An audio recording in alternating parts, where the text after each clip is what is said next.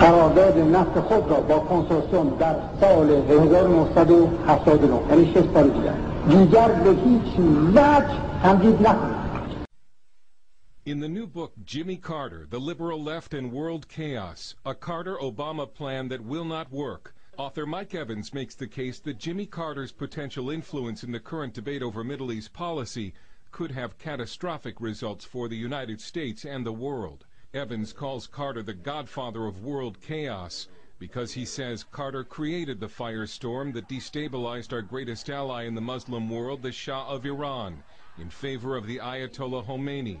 Evans traces the war in Iraq and the war on terror back to the policies of Jimmy Carter. And he warns if the Obama administration follows in Carter's footsteps, there will not be peace, and Israel will be sacrificed. From ABC, this is World News Tonight with Peter Jennings, Tom Jarrell, and from Washington, Frank Reynolds. Good evening. Now we know the United States has passed the word to the Shah of Iran. It's time for him to leave his country.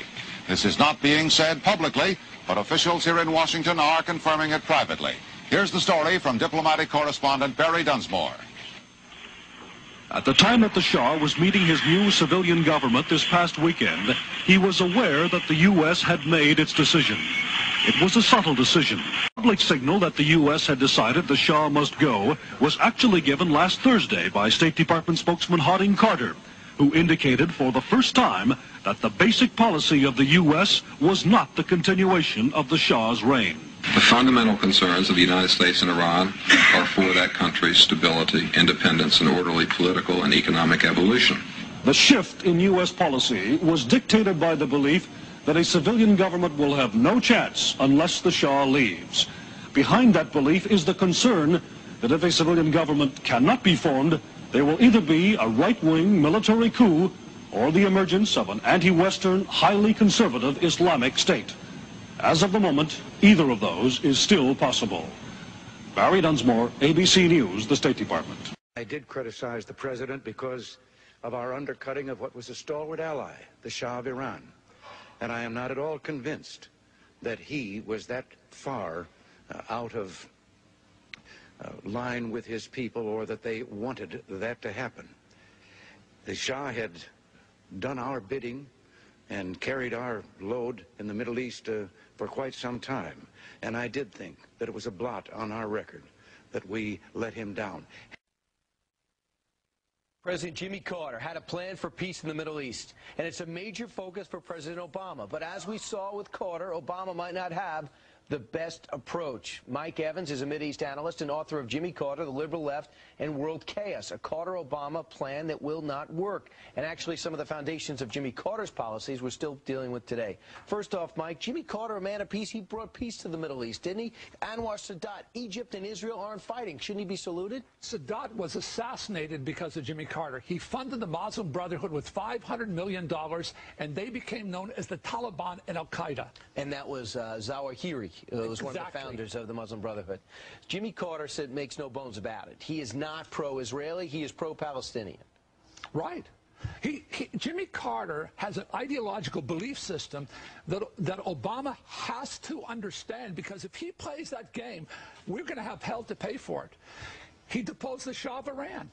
He conspired through a Guadeloupe summit to overthrow the Shah of Iran. The president of France told me he was a bastard of conscience. He showed up in Guadeloupe with the French and the Germans and told us. And next thing you know, the Ayatollah Khomeini comes over from France, takes over, and nothing's been the same in that region. But how does that relate to Barack Obama? With terrorists and journalists. Peter Jennings was on the plane, Air France. How does it relate to Obama? Obama has an ideological worldview similar to Jimmy Carter. Talk to Iran. Talk to our enemies. Reason with these people. This is really, see, Jimmy Carter rejected preemption. He rejected the Nixon doctrine. By the way, he was elected on change and hope, and he ran against an unpopular president and an unpopular war. Watergate, Vietnam, Nixon. And the funding of what would now be known as Al-Qaeda really started during the Carter years. Listen, when Carter conspired to overthrow the Shah, and he succeeded, the Empress of Iran, Farah, told me, when he succeeded, Brezhnev said, if you do this, we will invade Afghanistan. They did. The invasion, The Shah told his wife, I fear that horror will come upon the world if he does this, because I fear that the Russians will invade Afghanistan and Saddam Hussein will invade us and the radical Islamics will become an epidemic. And they did. The dilemma that most people don't understand about Jimmy Carter, they say, what happened with 9/11? Why did we get into this mess? But what they don't understand, this man believed, he actually believed in these radical organizations as he does today, and he was funding Khomeini out of Paris through the CIA. He was supporting this operation through a man called Yezdi. He was getting him into power, working with the President of France, working with the German Chancellor and the British. He was orchestrating a revolution that he thought was going to transform the world in Iran. It did. It did indeed.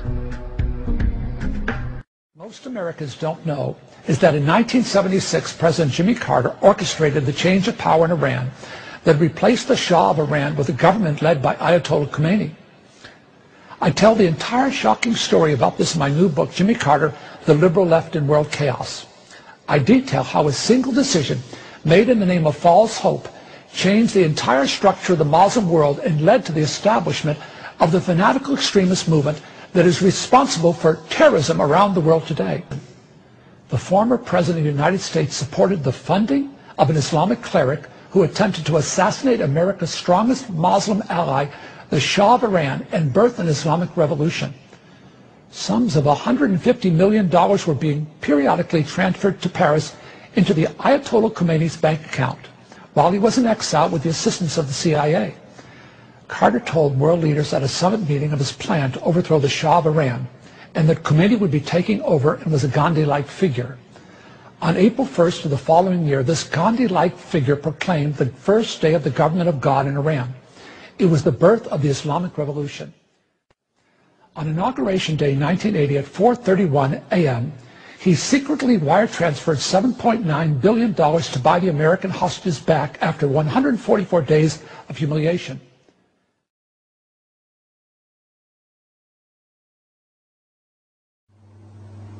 He could have planned all this, masterminded all this, set up all the organization. I know that one man alone could not have done it. This I know. I know that tremendous amount of money was spent. This also I know. I know that top experts in propaganda were used to show us like tyrants and monsters, and the other side as democratic, liberal revolutionaries who wanted to save the country. I know how mean the BBC, British Broadcasting Corporation, had been towards us. This I know, because we have all the files. Were you surprised how much freedom he had to speak out in France? In a way, yes. In another way, we thought that wherever he would be in Europe, probably he would have had the same opportunities of speaking, and the same staff would be around him, because I don't think that he himself was planning. The planning was done somewhere else.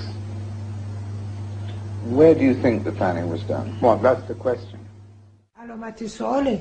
و اگر حقوق بشر همونطوری که گفتم برای آقای کارتر مطرح بود، چطور شد موقع که شاه رفت دیگه ایرانی حقوق نداشت که اصلا هیچ وقت حرف نزد؟ خب تمام این چیزها بود دیگه. و فقط فکر نمی کنم که پرزیدنت کارتر ها رو به چه دلیلی، ولی خب همه میدونن که اون موقع انگلیس BBC شده بود بلندگوی آیت الله خمینی، تمام نطقایشون رو به طرفیشون پیش از اینکه به گوش ایرانیا برسونه میرسون.